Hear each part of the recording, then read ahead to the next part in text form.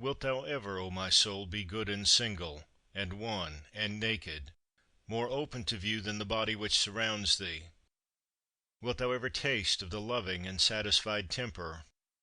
Wilt thou ever be full and without wants, setting thy heart on nothing, animate or inanimate, for the enjoyment of pleasure, not desiring time for longer enjoyment, nor place, nor country, nor fine climate, nor congenial company? Wilt thou be satisfied with thy present state, and well pleased with every present circumstance?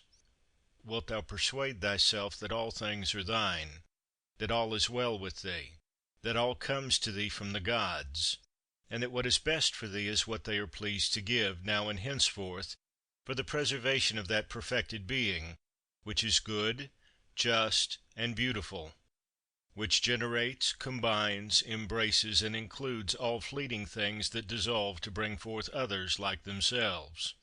Wilt thou never be able to live a fellow citizen with gods and men, approving them, and by them approved?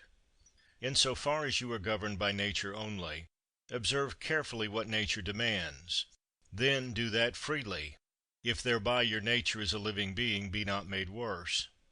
Next you must consider what the nature of a living being demands, and allow yourself everything of this kind by which your nature as a rational being is not made worse. Now it is plain that what is rational is also social. Therefore follow these rules and trouble no further. Whatever happens, nature has either formed you able to bear it or unable. If able, then bear it as nature made you able, and fret not. If unable, yet do not fret, for when the trial has consumed you, it too will pass away. Remember, however, that nature has made you able to bear whatever it is in the power of your own opinion to make endurable or tolerable, if only you conceive it profitable or fit to be borne. If a man is going wrong, instruct him kindly, and show him his mistake. If you are unable to do this, blame yourself, or none. Whatever happens to you was prearranged for you from all eternity, and the concatenation of causes had from eternity interwoven your existence with this contingency. Whether all be atoms, or there be a universal law of nature, let it be laid down first that I am a part of the whole which is governed by nature; secondly, that I am associated with other parts like myself. Mindful of this, since I am a part, I shall not be dissatisfied with anything appointed me by the whole. For nothing is hurtful to the part which is profitable to the whole, since the whole contains nothing unprofitable to itself. All natural systems have this law in common, and the system of the universe has another law besides, namely, that it cannot be forced by any external cause to produce anything hurtful to itself. If therefore I remember that I am part of such a whole, I shall be satisfied with all that flows therefrom. And inasmuch as I am associated with parts like myself, I will do nothing unsocial, but rather draw to my kind, turn my every endeavor to the public good, and shun the contrary. In such a course my life must needs run well, just as you would hold that the life of a citizen runs well when he passes on from one public spirited action to another, and throws himself heartily into every task appointed him by the state.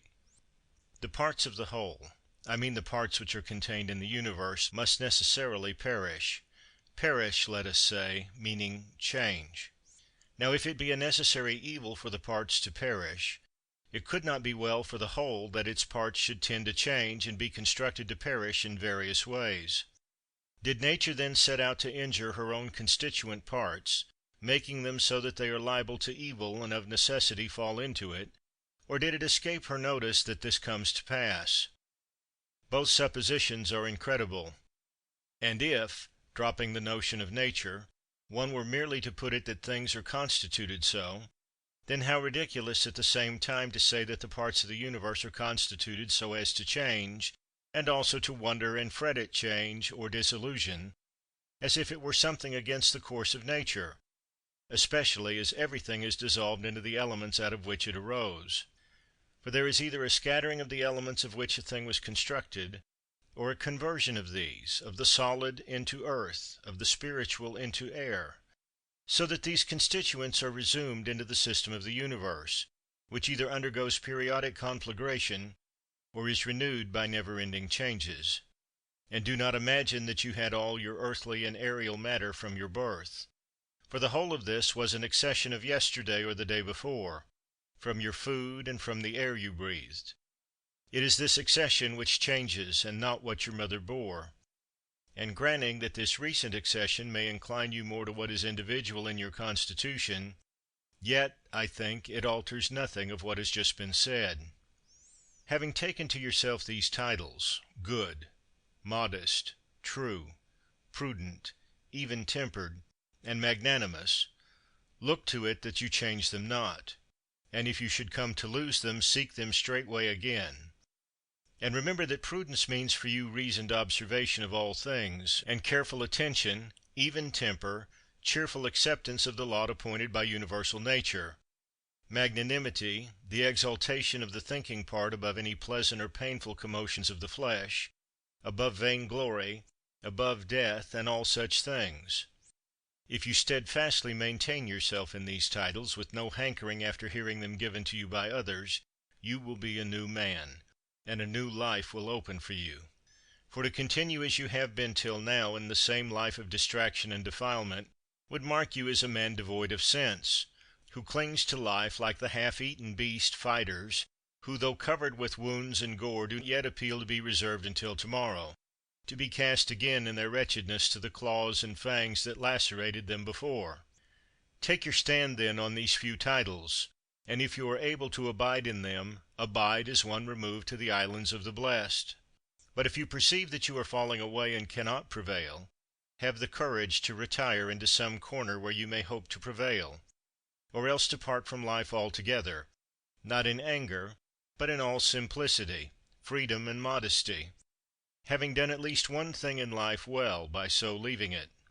Now it will greatly help you to be mindful of your titles if you will recollect that the gods desire not adulation, but that reasoning beings should grow in likeness to themselves; and further, that a fig tree is set to bear figs, a dog to hunt, a bee to gather honey, and a man to do a man's work. Mimes, war, panic, sloth, servility, will wipe out the sacred maxims which you have gathered by observing nature and stored in your mind. You ought to look and act in every case so that not only shall the task before you be accomplished, but also your theoretic faculty exercised, and the self-confidence which springs from special knowledge preserved without ostentation or affected concealment. Will you ever attain to simplicity, to dignity, to a perfect discrimination in every case as to what a thing really is, what its true place in the universe, what the time it may endure, what its composition, to whom it may belong, and who can give and take it away? The spider exults when he has captured a fly; one man because he has taken a little hare, another because he has netted an anchovy, another because he has hunted down a wild boar or a bear, and another because he has conquered the Sarmatians. But are they not brigands all, if you look to their principles? Acquire a method of perceiving how all things change into one another. Pursue this branch of philosophy, and continually exercise yourself therein. There is nothing so proper as this for cultivating greatness of mind. He who does so has already put off the body, and, having realized how soon he must depart from among men and leave all earthly things behind him, he resigns himself entirely to justice in all his own actions, and to the law of the universe in everything else which happens.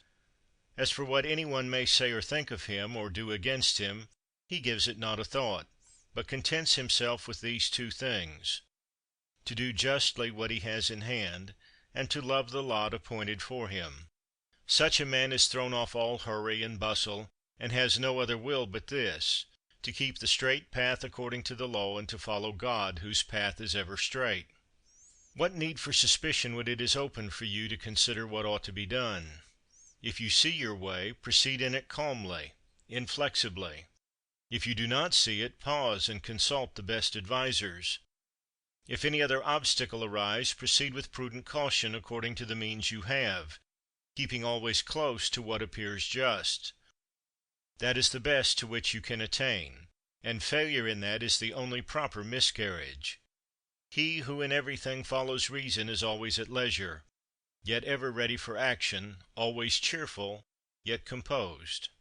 As soon as you awake, ask yourself, Will it be of consequence to you if what is just and good be done by some other man? It will not. Have you forgotten what manner of men in bed and at table are those who make such display in praise and blame of others?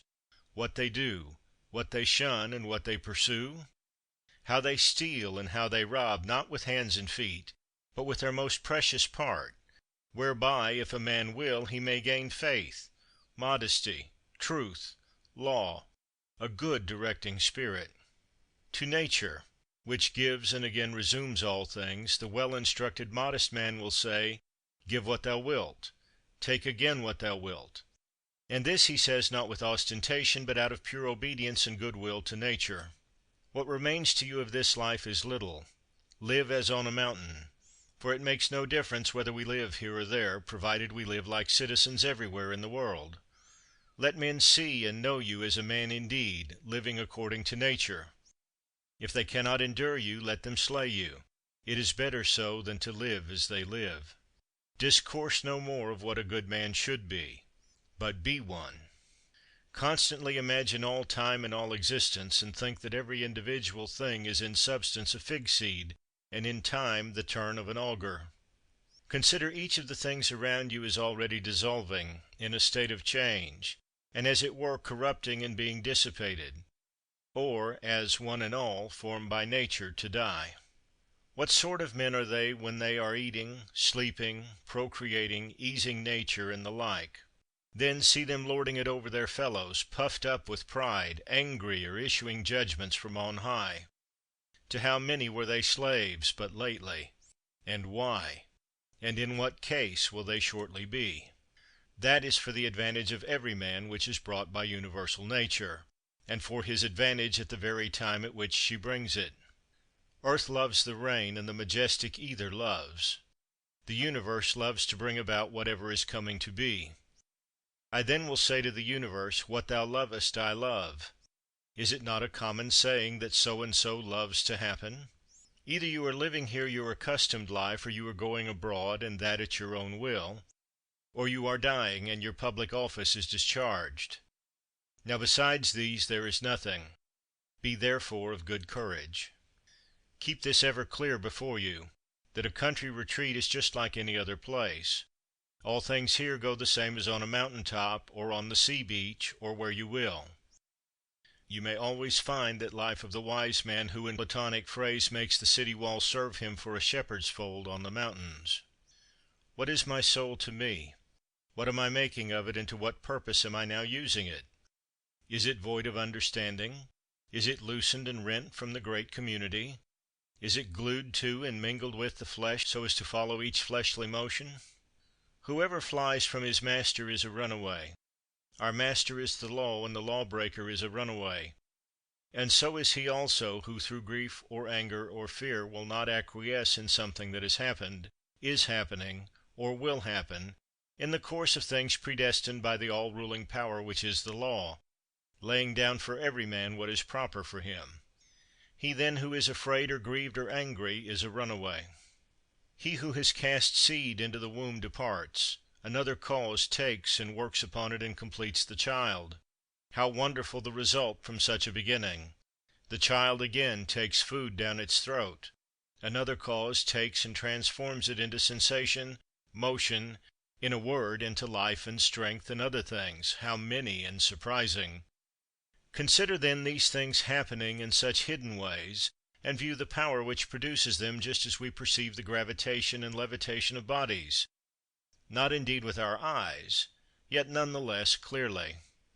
Continually reflect that all that is happening now happened exactly in the same way before, and reflect that the like will happen again. Place before your eyes all that you have ever known from your own experience or from ancient history, dramas and scenes all similar, such as the whole court of Hadrianus, the whole court of Antoninus, the whole court of Philip, of Alexander, of Croesus. All these were similar, only the actors different. Imagine every one who is grieved or storms about anything whatever to be like the pig in a sacrifice, which kicks and screams under the knife. Such too is he who on his couch deplores in silence by himself that we are all tied to our fate, Reflect also that only to a rational being is it given to submit to what happens willingly. The bare submission is a necessity upon all. Look attentively on each particular thing you do, and ask yourself if death be a terror because it deprives you of this. When you are offended at any one's fault, turn at once to yourself and consider of what similar fault you yourself are guilty, such as esteeming for good things, money, pleasure, a little glory, or the like. By fixing your attention on this, you will speedily forget your anger, especially if it occur to you that he acts under compulsion and cannot do otherwise. Else, if it be in your power, relieve him from the compulsion. When you have seen Satyrio the Socratic, think of Eutychus or Hymen. When you have seen Euphrates, think of Eutychio or Silvanus. When Alciphron comes before you, think of Tropiophorus, and when Xenophon, think of Crito or Severus. When you look upon yourself, think of any of the Caesars, and with every man likewise. Then let this occur to you: where now are these? Nowhere, or who can tell?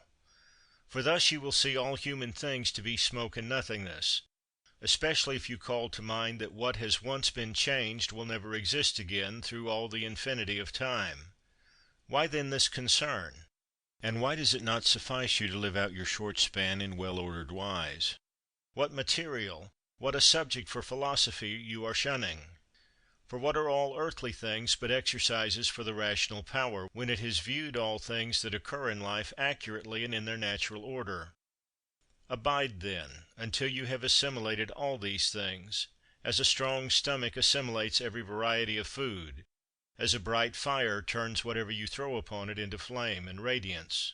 Let no man have it in his power to say with truth of you that you are not a man of simplicity, candor, and goodness. But let him prove to be mistaken who holds any such opinion of you. This is quite in your power, for who shall hinder you from being good and single-hearted?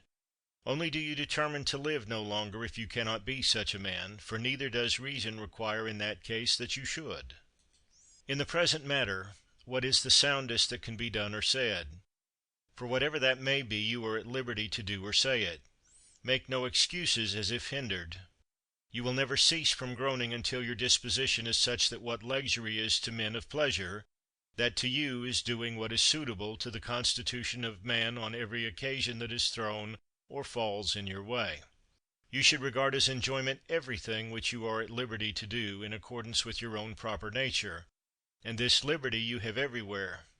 Now to the cylinder it is not given to move everywhere with its proper motion, nor to water, nor to fire, nor to any other thing that is governed by a natural law only, or by a soul irrational.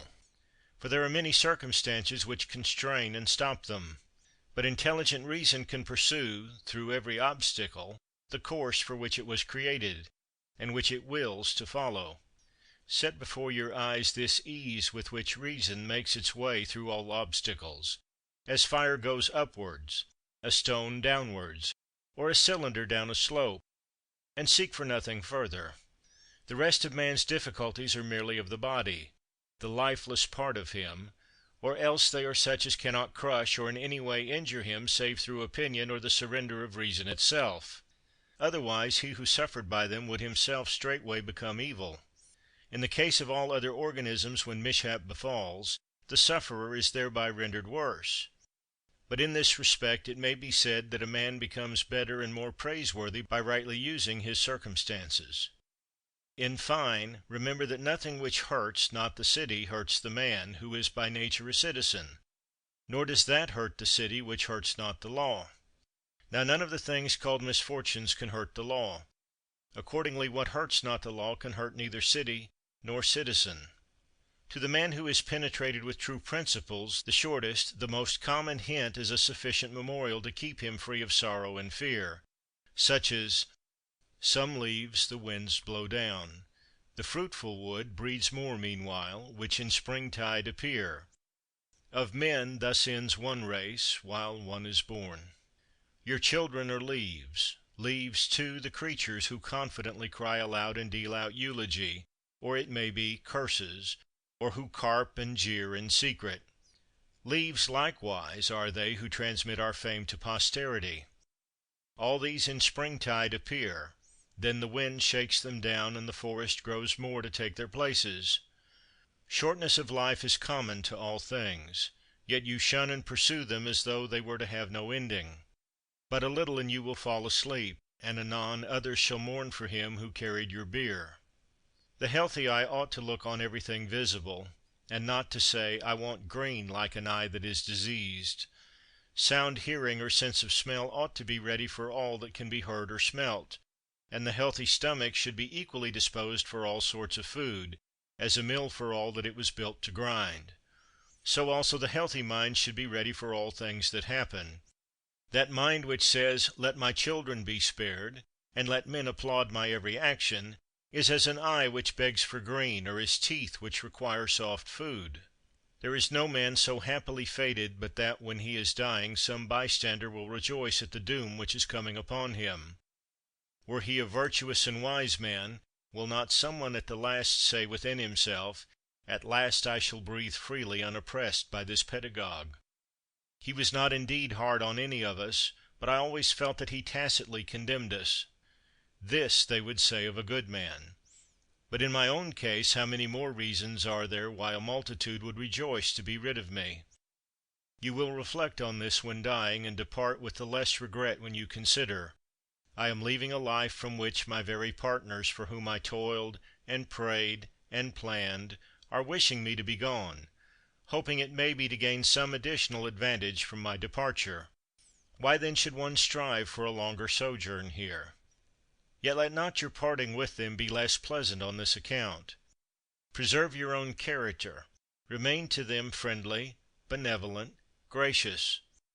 On the other hand, depart from your fellow men not as if torn away, but let your going be like that of one who dies an easy death, whose soul is gently released from the body. Nature knit and cemented you to your fellows, but now she parts you from them. I part then as from relations, not reluctant but unconstrained. For death too is a thing accordant with nature. Accustom yourself as much as possible, when any one takes any action, to consider only, to what end is he working? But begin at home, and examine yourself first of all. Remember that the mover of the puppet strings is the hidden principle within. It is that which is eloquence, that which is life, that, if I may say so, which is the man. Never in your imagination confound that principle with the surrounding earthen vessel and the little organs that are kneaded onto it. Excepting that they grow upon us, they are like the carpenter's axe, since without the moving and restraining principle, none of these parts in itself is of any greater service than the shuttle to the weaver, the pen to the writer, or the whip to the charioteer.